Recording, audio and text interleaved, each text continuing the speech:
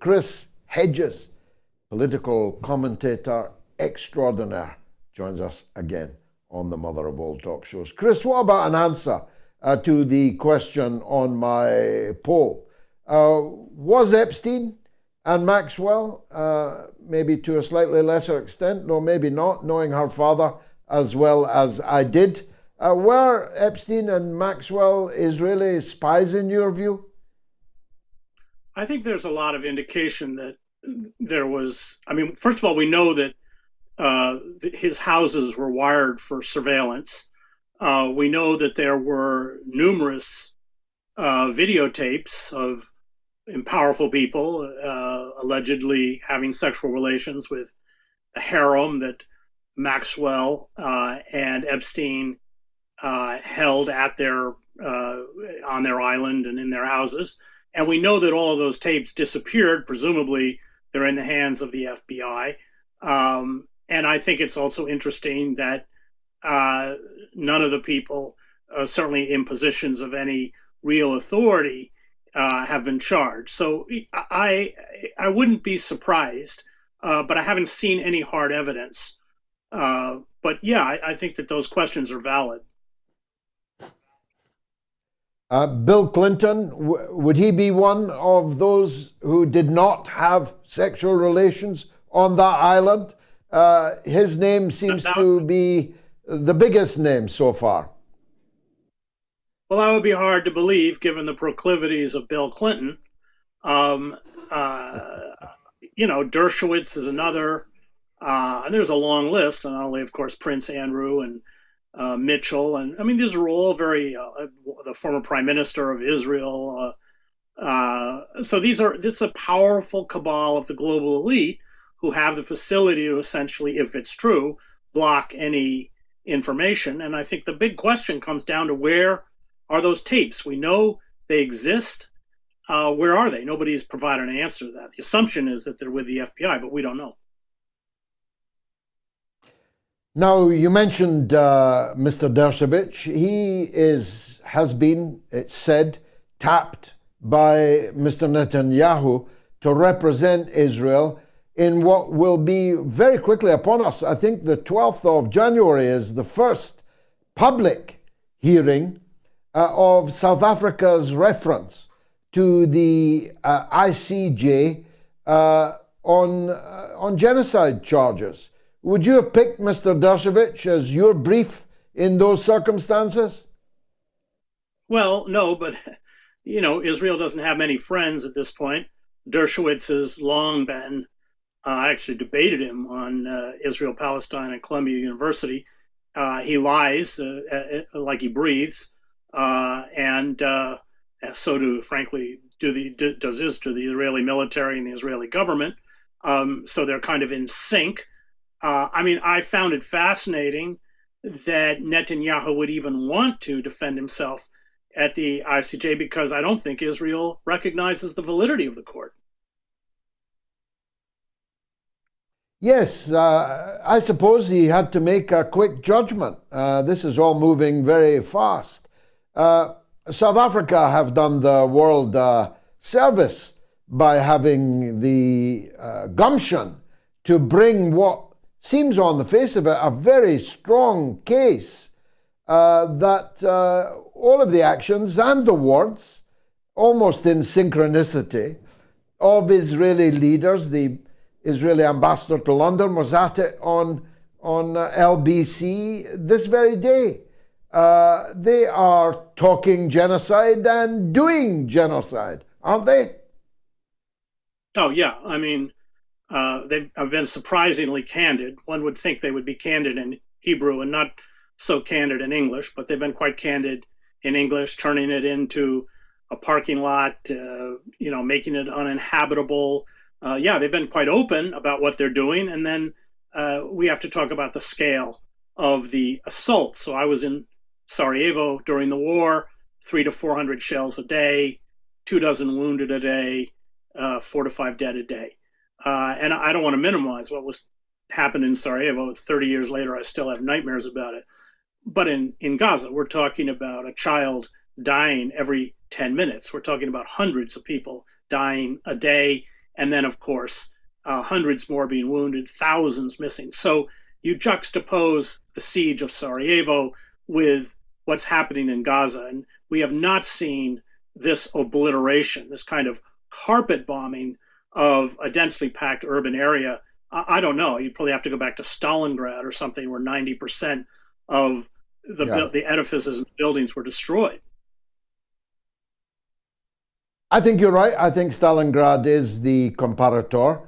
And of course, the difference is that the civilian population had left Stalingrad when it became the epicenter of the greatest battle ever fought in human history. Here, all these civilians are literally trapped in the middle of the battle. It is, when you think about it, as you and I know Gaza well, when you think about it, it is incredible, literally incredible, in that it's impossible to believe that this has all been allowed to continue for as long as it has. Yeah, I mean, I covered war, and I covered for 20 years overseas. I'm used to the cynicism of the United States and the global elite, but even I am taken aback at the level of slaughter and the level of destruction. I mean, 500,000, according to the UN, 500,000 Palestinians in Gaza are now starving. The sanitation, we're on the cusp of major epidemics of infectious diseases. I mean, this kind of siege where you destroy the entire infrastructure, including, of course, hospitals, where you orchestrate a famine, it's almost medieval. And yet, not only is, let's talk about Europe, the industrial world, not responding, but in fact, they're aiding, in the case of the United States, aiding and abetting a clear case of genocide. It is quite staggering. And you know, it's worse than they have nowhere to go. They're told to go to the south. They're told that this area will be safe, and then they're bombed. I mean, the kind of the cruelty of trying to seek a safe haven, and then like Khan Yunis, remember, Rafah, these were places that were the people in the northern part of Gaza were told to go as a safe area. And now these areas are being obliterated by Israeli bombs. You know, 1,000 pound iron fragmentation bombs. It's really jaw dropping. And it's, of course, aside from what it's done to the Palestinians, as I covered the Middle East for 7 years, it's really deeply counterproductive in the long term for Israel.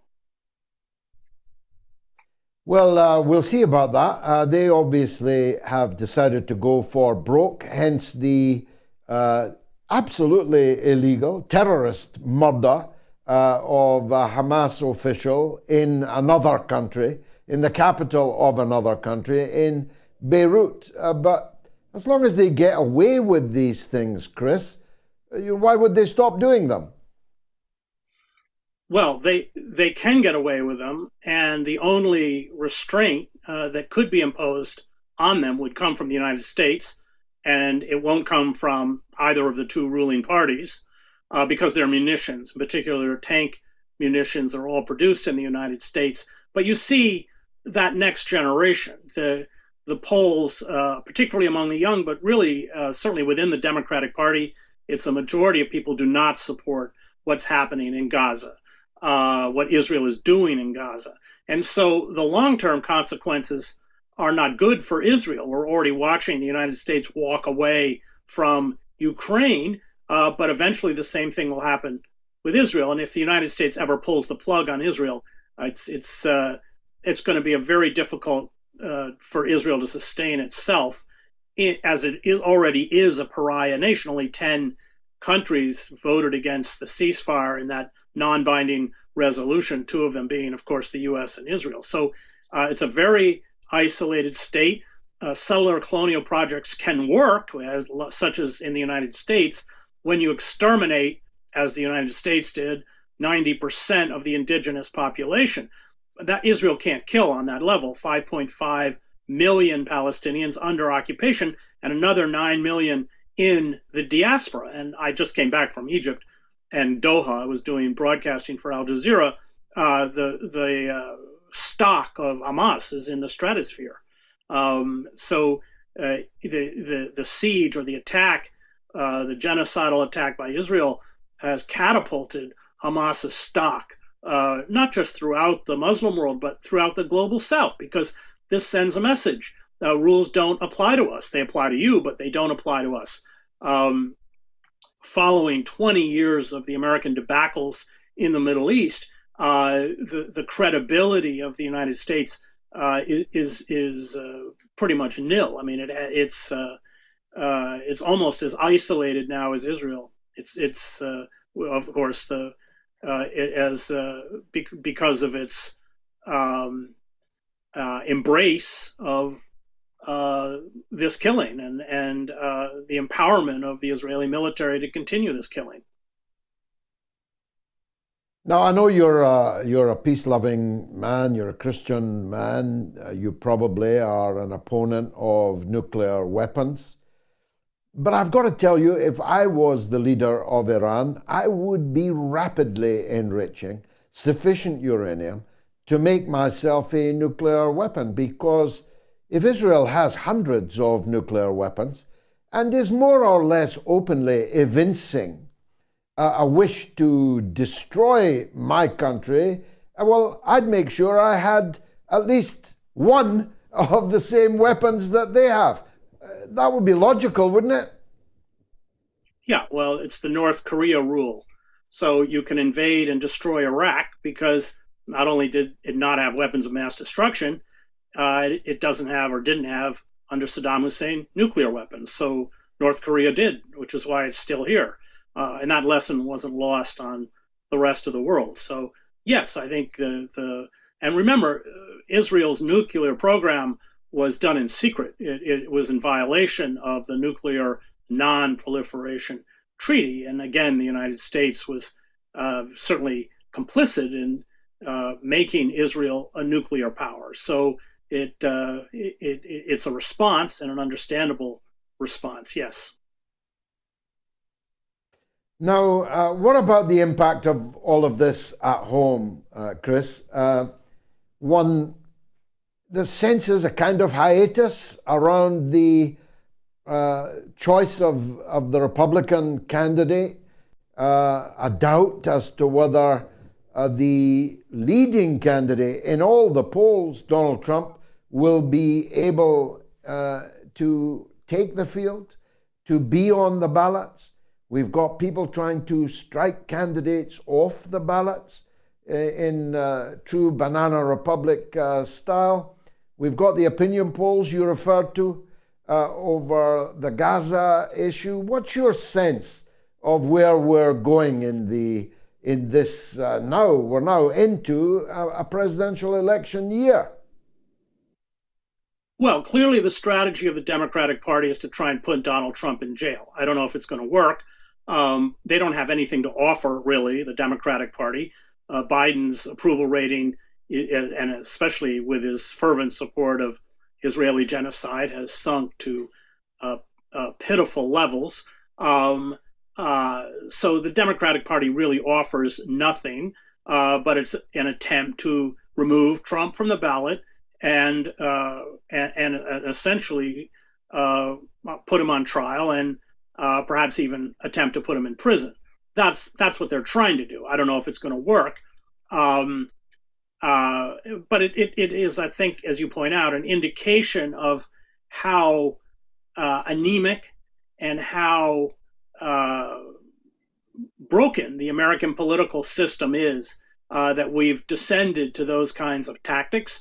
Trump is, of course, sounding more and more like a kind of that right-wing demagogue of immigrants poisoning our society, etc. So it looks on both sides very, very vicious. I think there's a high likelihood that Trump, I don't think there's any doubt that he'll get the Republican nomination, but I think there's a high likelihood that he could win the election. Well, that would certainly put us on the helter skelter. Whatever happened to, and I kind of owe you an apology, Chris, I was ready to suspend my detestation of Robert Kennedy's extraordinary fidelity to the Zionist cause because of what Kennedy was offering more broadly, more widely on all the other fronts. But of course, as the post-October 7, Kennedy has become more Netanyahu than Netanyahu. Is it profiting him in the polls, in your view? No, I know from people who work on his campaign that especially younger supporters have deserted him in droves. It has profited him in terms of centers of power, in terms of funding, but not in terms of support. And the stuff that comes out of his mouth is just ludicrous. You know, Hamas in their charter says they have to kill Jews all over the world. As far as I know, Hamas has never carried out an attack against Jews outside of historic Palestine, occupied territories, or Israel. I mean, so it's just fantasy. He has, it's the talking points of the most right wing, the most retrograde elements within Israel. It's not factually based. I can't forgive him for that. I never could. But yes, he's become, he's, and on that issue, I mean, there's no other way to describe him but as an extremist. Yeah, I mean, he sounds like one of these settler leaders, yeah. And he's running around with people in the U.S. who are representatives of these settler extremists. It's a sad end, though, to the Kennedy political dynasty, isn't it? Well, yes. I mean, it was always a mixed dynasty. Remember that both JFK and Robert Kennedy had this fixation of trying to assassinate Castro. They were very hostile to the civil rights movement, which doesn't cancel out the positives. I think there's strong evidence that JFK was willing to confront the military-industrial complex. He didn't trust them, especially after the Bay of Pigs. But yes, it is a sad end. But that dynasty kind of petered out and died after the assassination of Robert Kennedy. I think so, unfortunately. Chris Hedges, as always, a pleasure, an honor to interview you on the mother of all talk shows. Thanks for joining us.